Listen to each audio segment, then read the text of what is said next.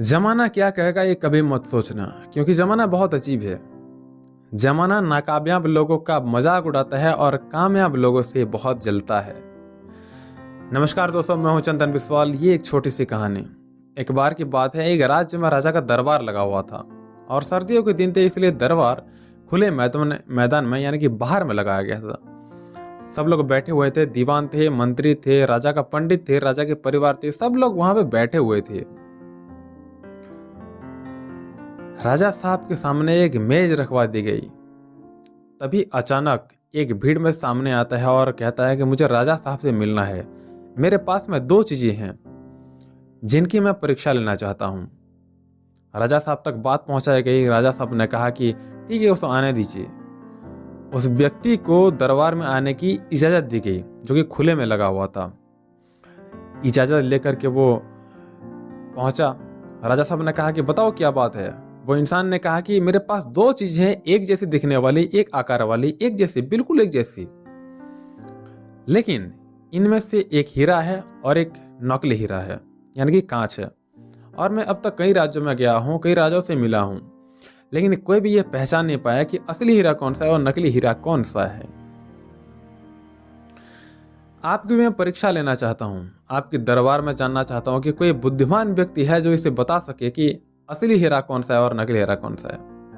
अगर आपके राज्य में किसी ने अगर बता दिया तो ये हीरा आपके राज्य के खजाने में जमा कर दूंगा, और नहीं बताया तो इस हीरे की जो कीमत है वो आपको मुझे देना होगा। बस ऐसे ही मैं जीतता आ रहा हूं। राजा साहब ने कहा कि ठीक है। राजा साहब की जो मेज रखी थी उस पर वो दोनों हीरो को रखा गया, यानी कि दो चीजों को रखा गया। एक हीरा नकली था और एक हीरा असली था। राजा साहब ने अपने दीवानों से, मंत्रियों से, पंडितों से, सबसे कहा और एक एक करके आइए बताइए। कुछ लोगों ने हिम्मत की और कुछ लोगों ने हिम्मत नहीं की। बोले कि अगर बता दिए तो सही है, नहीं बताए तो दोष हम पर आ जाएगा। राजा साहब को समझ में नहीं आया कि क्या किया जाए, यहाँ तो हार होती जा रही है उनकी।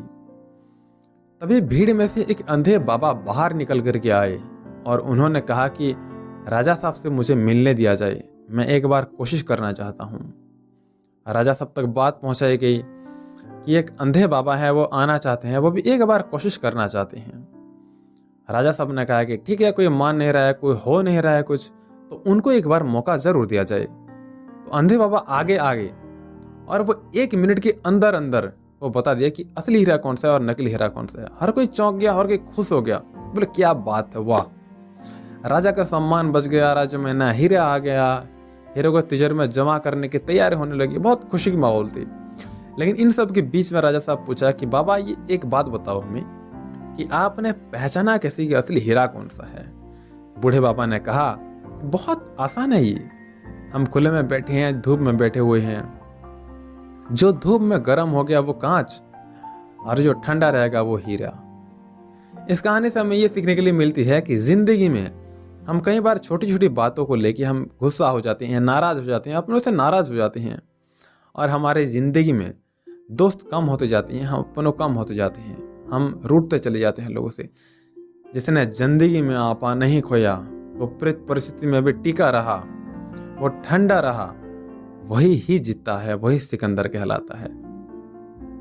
इसीलिए मैं आपको कहता हूं कि जिंदगी के दबाव में आना बंद कीजिए। हर एक छोटी सी कहानी बहुत कुछ सिखाती है। इसीलिए मैं आपको कहता हूं कि कहानी बहुत छोटी सी है लेकिन सिखाती बहुत बड़ी चीज है। दोस्तों याद रखिए, ऐसे और नई कहानी सुनने के लिए हर सोमवार, हर शुक्रवार शाम 7 बजे एक नए कहानी के साथ वीडियो में मेरे साथ अंत तक बने रहने के लिए हृदय की गहराई से प्रेम पूर्वक बहुत बहुत धन्यवाद।